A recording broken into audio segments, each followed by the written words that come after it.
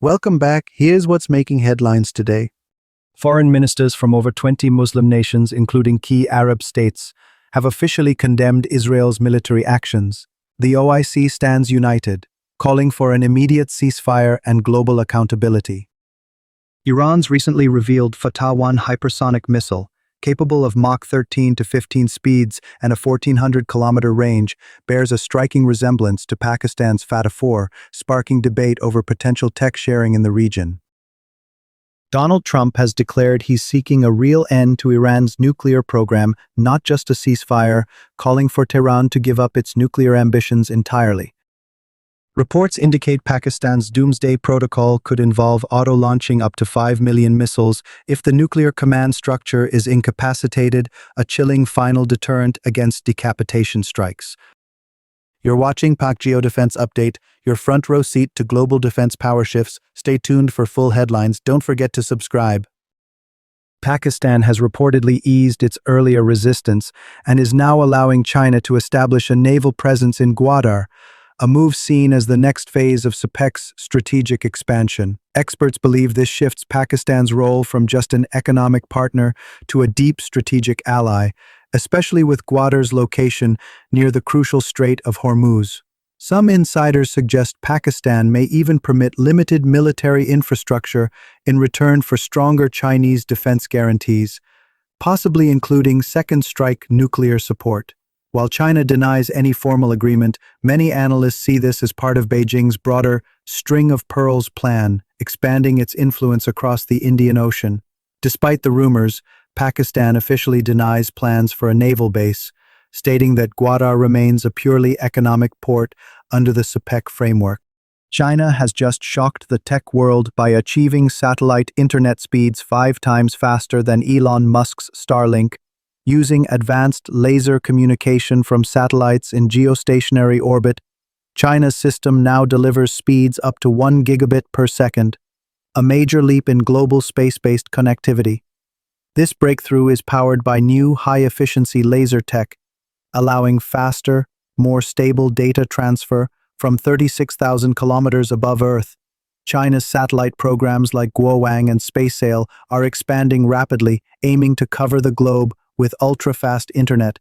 Experts say this isn't just a tech race, it's a digital power shift.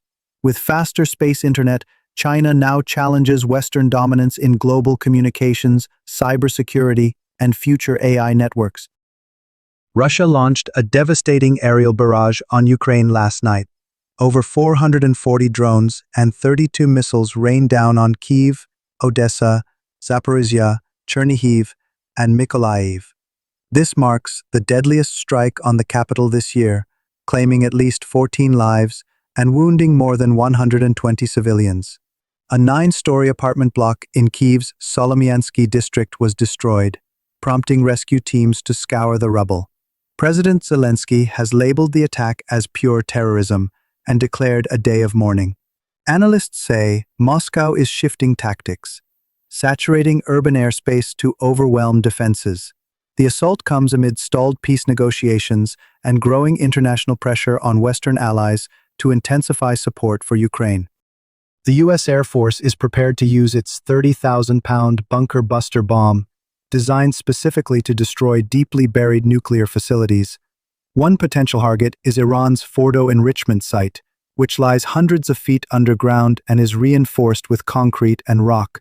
Only stealth bombers like the B-2 Spirit are capable of carrying this massive weapon, which penetrates before exploding. Defense analysts say this is the only non-nuclear option powerful enough to neutralize Iran's most protected nuclear assets. If deployed, it would mark a major escalation and could spark widespread regional conflict. So far, it remains a deterrent, but the message is clear. No bunker is out of reach. Russia's position in the escalating Israel-Iran conflict is complex and carefully measured. In April, Moscow signed a strategic partnership treaty with Iran without a formal military alliance or mutual defense clause. Russia is now urging maximum restraint from both sides, warning of a galloping escalation, and offering to mediate through forums like the UN and IAEA. Despite these ties, Russia won't commit troops or launch strikes on Iran's behalf. Instead, It aims to protect its regional influence, allowing Western attention to shift away from Ukraine while ensuring Iran doesn't fully swing into antagonism. Moscow maintains strong diplomatic and historical ties with both Tehran and Tel Aviv. Putin has even spoken separately to Netanyahu and Iran's president, condemning violence and offering Russia as a neutral broker. The Italian Navy ship ITS Antonio Marseglia has arrived at Karachi port for a 3-day goodwill visit. The visit aims to strengthen naval cooperation and build friendly ties between Italy and Pakistan. The ship was warmly welcomed by senior officers of the Pakistan Navy and Italian diplomats. During the stay, both navies will engage in professional exchanges, ship tours, and discussions on maritime security. The visit will conclude with a joint naval drill at sea, promoting mutual learning and operational coordination.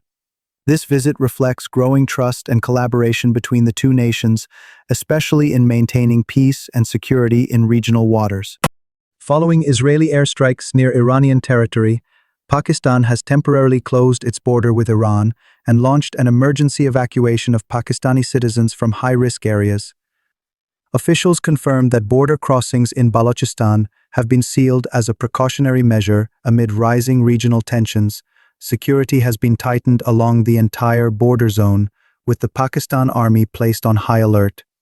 The Foreign Office has urged all citizens in the border areas to relocate or contact local embassies for support.